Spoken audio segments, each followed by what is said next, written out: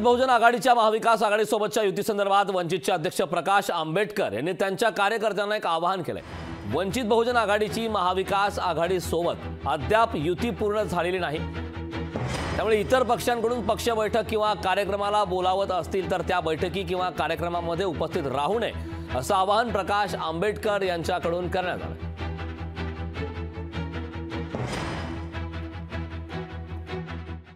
वंचित बहुजन आघाडीच्या सर्व कार्यकर्त्यांना आवाहन करण्यात येत आहे, युती अजून झालेली नाही, तेव्हा युतीतले असणारे पक्ष बोलवत असतील त्या बैठकींना जायचं नाही, कार्यक्रमाला जायचं नाही।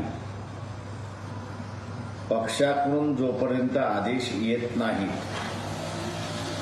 आणि तेही मी किंवा देखाताई यांनी दिल्याशिवाय त्याच्यावरती विश्वास ठेवायचा नाही। कार्यकर्त्यांनी हे पाळावं अशी त्यांना नम्र विनंती।